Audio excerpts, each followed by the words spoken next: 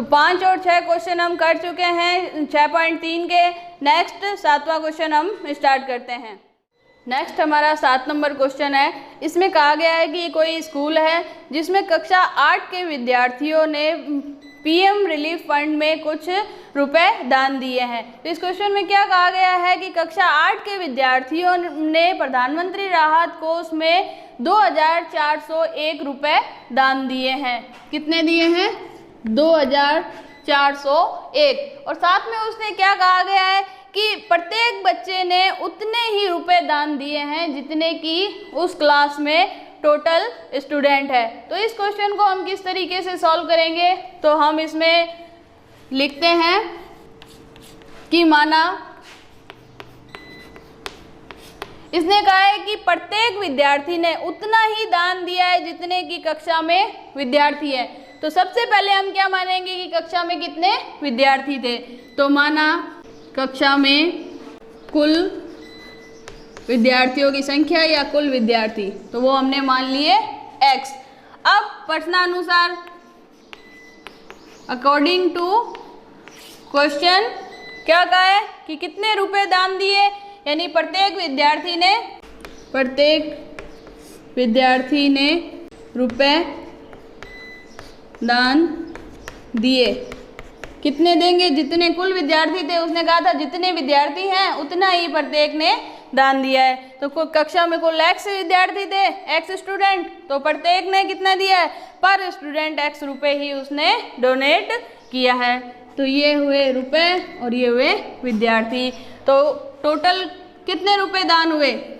कुल दान के रुपए कितने थे? 2401। तो कुल दान के रुपए निकालेंगे। एक विद्यार्थी ने x रुपए दान किए, कुल विद्यार्थी है x, यानी कि मान लो एक क्लास में कितने हैं? 10 विद्यार्थी हैं और प्रत्येक ने मान लो 5 रुपए दान दिए हैं। तो हम क्या कराते थे? कुल दान के लिए दोनों की गुणा करवाएंगे। तो इसी तरीके से इस क्वेश्चन को हमने लिया है कि x विद्यार्थी थे और x रुपए प्रत्येक ने दान किए हैं। टोटल 2401। इधर हो गया x स्क्वायर 2401। x का मान हम ज्ञात करेंगे तो x का क्या होगा? पक्षांतरण हो जाएगा, तो स्क्वायर किस में बदल जाएगा? रूट में। अब हमें क्या करना है? इसका स्क्वायर रूट कैलकुलेट करना है। तो इसके हम क्या कर लेते हैं? अभाज्य गुणनखंड कर लेते हैं। तो सबसे पहले 2 का भाग देंगे, 2 का भाग जाएगा नहीं क्योंकि इकाई का अंक 1 है। फिर हम 3 का देखेंगे, 3 का भी भाग नहीं जाएगा। फिर 5 का देखेंगे, 5 का भी नहीं जाएगा क्योंकि इकाई का अंक 1 है। 0 या 5 होता तो इसमें 5 का भाग पूरा जाता। 5 के बाद अगली अभाज्य संख्या है 7। 7 का भाग देखेंगे, 7 14 7 या 21, 3 बार गया। कितने शेष रह गए? 3 शेष रह गए। इस 0 से बन गए 30, भाग गया 7 चौके 28, तो 30 में से 28 गए, पीछे रहे 2। इस 1 की वजह से बन गया 21। अब 7 का पढ़ा कितनी बार पढ़ेंगे कि 21 आ जाए? 3 बार। नेक्स्ट हम देखते हैं अब किस में भाग जाएगा? 7 का। तो 7 चौक 7 5 35 तो ज़्यादा हो जाएंगे, तो 4 बार हमने पढ़ा। 7 चौक 28। अब कितने शेष रहते हैं? 6 से इस 3 की वजह से क्या हो जाएगा? 63, तो 7 निम 63। अब हम देख रहे हैं 49 में 7 का ही भाग जाएगा 7 बार, फिर 7 का जाएगा 1 बार। तो इस तरीके से इसके अभाज्य गुणनखंड क्या हुए? 7 को 4 बार लिख के हमने गुणा करवा दी। अब हमें वर्गमूल निकालने के लिए नेक्स्ट स्टेप क्या फॉलो करना है? हमें इनके 2-2 के पेयर बनाने हैं। तो जैसे ही हमने 2-2 के जोड़े बनाए तो हमने देखा कि इस जोड़े में से 1 अंक बाहर आया, इस जोड़े में से 1 अंक बाहर आया और 7 की 7 से गुणा करवाई तो क्या आ गया? 49। ये हमारे पास आया x का मान, यानी कि प्रत्येक विद्यार्थी ने रुपए दान दिए और कुल विद्यार्थियों की संख्या, प्रत्येक विद्यार्थी द्वारा दान राशि, और यही क्या है? विद्यार्थियों की संख्या, जो कि हमारे पास आया है 49। तो इस तरीके से हमने इसका आंसर लिख दिया। नेक्स्ट हमारा जो क्वेश्चन है इसमें क्या पूछा गया है कि ये कोई बगीचा है, उसमें 2025 पौधे इस प्रकार लगाए गए हैं कि प्रत्येक पंक्ति में, मान लो इस पंक्ति में जितने पौधे हैं उतनी ही क्या है यहाँ पंक्तियाँ हैं। मान लो पहली पंक्ति में 5 पौधे हैं, तो इसका मतलब कितनी पंक्तियाँ होगी? 5। ठीक है, तो क्वेश्चन को इस तरीके से हमने समझ लिया कि ये क्या कह रहा है कि प्रत्येक पंक्ति में उतने ही पौधे हैं जितने की पंक्तियों की संख्या है। तो हमें ये ज्ञात करना है कि प्रत्येक पंक्ति में कितने पौधे हैं और टोटल कुल कितनी पंक्तियां हैं। तो आइए इसको सॉल्व करते हैं। सबसे पहले क्या पूछा है इसने, हमें किसे मानना है। तो इसने कहा था प्रत्येक पौधे में, प्रत्येक पंक्ति में उतने पौधे हैं जितनी पंक्तियां हैं। तो माना बगीचे में या बाग में पंक्तियों की संख्या, पंक्तियों की संख्या बराबर हमने क्या मान ली? x। अब प्रश्नानुसार प्रत्येक पंक्ति में पौधों की संख्या या पौधे, वो भी क्या होंगे? x। अब टोटल कितने दे रखे हैं? कुल पौधे, यानी बगीचे में कुल पौधे कितने हैं? 2025। एक पंक्ति में x, कुल पंक्तियां भी है x, उन दोनों की गुणा करवा दें तो हमारे पास क्या आ जाएंगे? कुल पौधों की संख्या। तो x की x से गुणा कराई तो x² बराबर में चल रहा है 2025। स्क्वायर का इधर पक्षांतरण करेंगे तो क्या आ जाएगा? वर्गमूल। और 2025 का हम क्या निकालेंगे? वर्गमूल। तो 2025 का वर्गमूल निकालने के लिए हमें क्या करने पड़ेंगे? अभाज्य गुणनखंड करने पड़ेंगे। तो अभाज्य गुणनखंड करेंगे तो हम देख रहे हैं इसमें 2 का भाग नहीं जाएगा, 3 का जाएगा। 3 का भाग दे के देखते हैं। 3 छिंग 18, 2 शेष रहे, कितने हो गए? 22, 3 सत्ते 21, 1 शेष रहा, 3 बचे 15। अब फिर 3 का भाग देंगे, 3 दूनी 6, फिर 7 में देंगे, 3 दूनी 6, 1 शेष रहा, 3 पाँचे 25, सॉरी 15, 3 पाँचे 15। अब देंगे फिर 3 का, क्या इसमें 3 का भाग जाएगा? तो 22 में देंगे, 3 सत्ते 21, 1 शेष रहा, आए 15, 3 का बड़ा 5 बार बड़ा तो 15। फिर 3 का जाता है, 3 दूनी 6, 1 शेष रहा 15, फिर 5 बार गया। फिर हम देखते हैं 25 में 5 का भाग जाता है और इस तरीके से इसके अभाज्य गुणनखंड पूरे हो गए। तो कितनी बार 3 आया है? 1 2 3 4 बार 3 और 2 बार 5। 1 2 3 4 बार 3 और 2 बार 5। इस तरीके से हमने इसके अभाज्य गुणनखंड लिख दिए।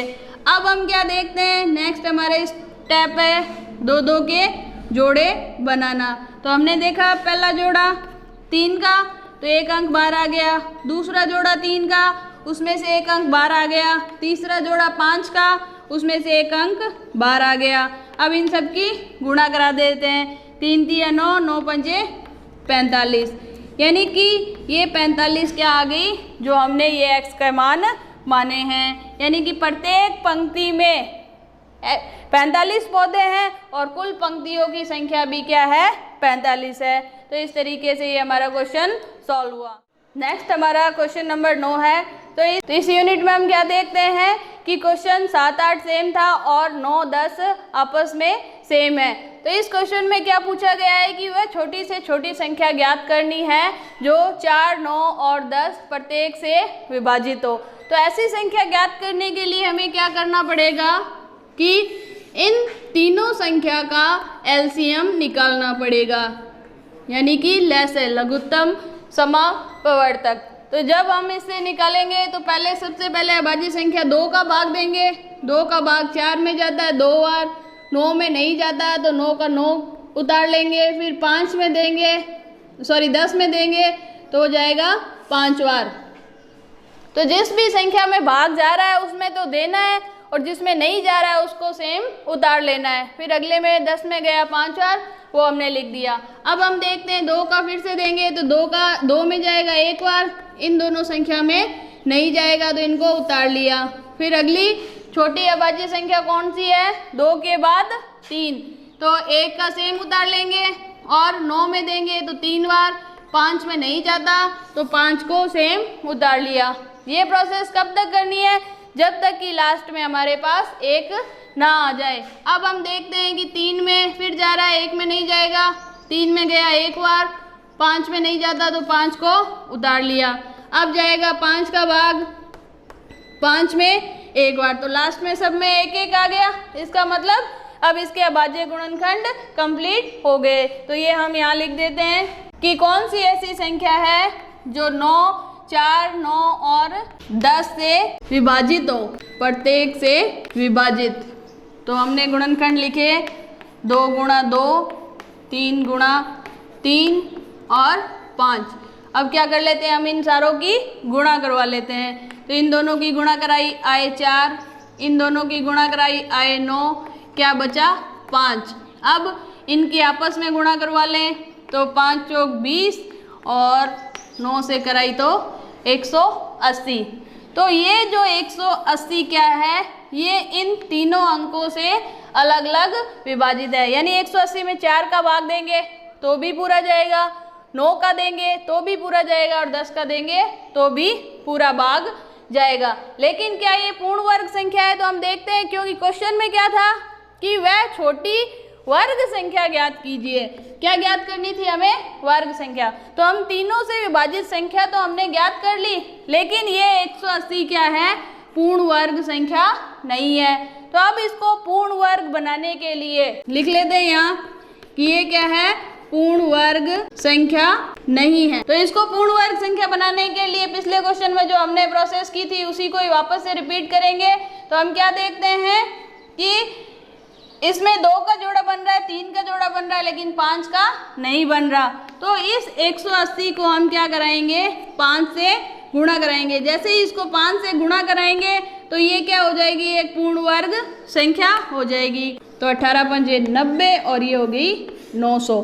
तो अब ये 900 क्या है, पूर्ण वर्ग संख्या है। तो पूर्ण वर्ग संख्या नहीं है। आगे लिख देंगे कि 180 को पूर्ण वर्ग संख्या बनाने के लिए 5 से गुणा करना होगा। तो जिससे क्या है, ये 900 और ये क्या है, पूर्ण वर्ग संख्या है।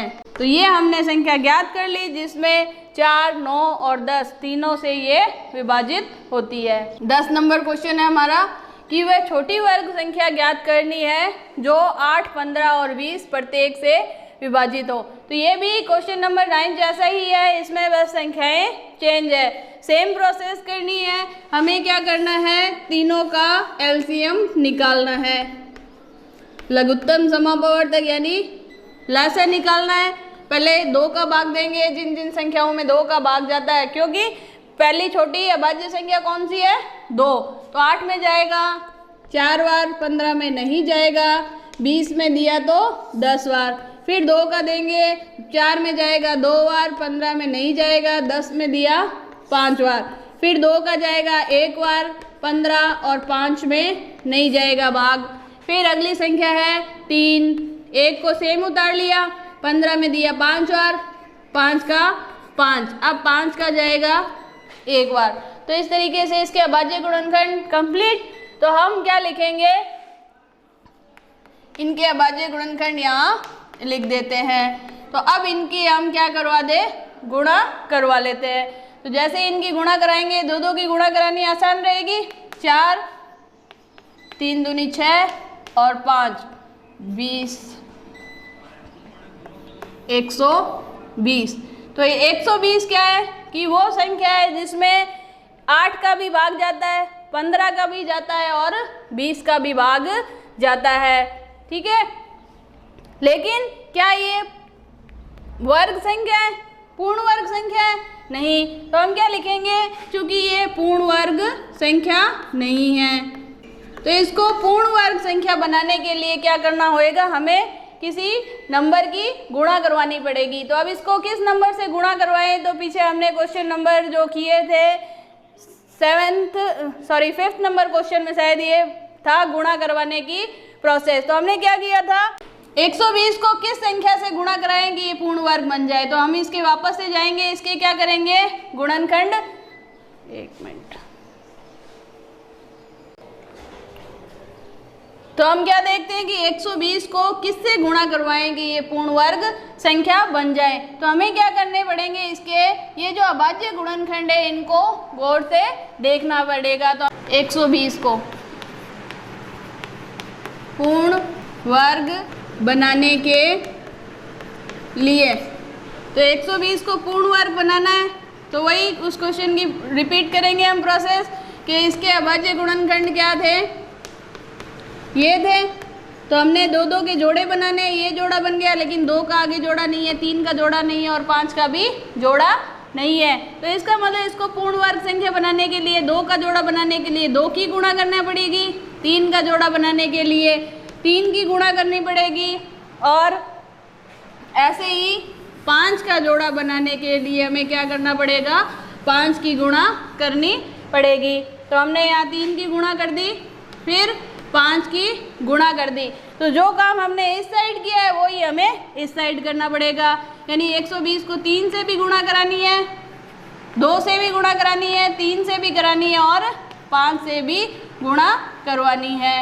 क्लियर है कि जो काम हमने राइट हैंड साइड में किया है वही हमें लेफ्ट हैंड साइड में किया है करना है। अब हम देखते हैं कि यहाँ 2 का जोड़ा बन रहा है, हाँ 2 1 ये रहा, 1 2 ये रहा।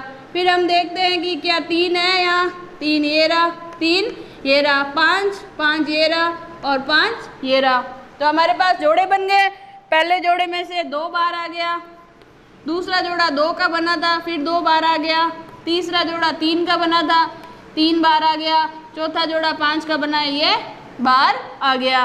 तो ये तो हम क्या निकालेंगे, इसके वर्गमूल। फिर इधर देखते हैं कि ये पूर्ण वर्ग संख्या हो रही है, तो हमने इसकी गुणा कराई किससे, 120 की गुणा किससे हुई, 2 3 6 6 5 30।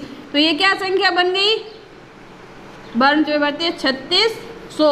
अब हमें क्या निकालना है, इस 3600 का वर्गमूल निकालना है। तो जब भी हम वर्गमूल निकालेंगे तो मैंने कहा था कि 2 के जोड़े बनाने हैं और प्रत्येक में से 1 अंक बाहर लेना है। तो हमने क्या की लिया, इनका 1 अंक बाहर ले लिया। अब इनकी गुणा करा देते हैं। 2 की गुणा कराई 2 से तो 4, 3 की गुणा कराई 5 से तो 15 और 15 की 4 से गुणा कराई 15 चौक 60।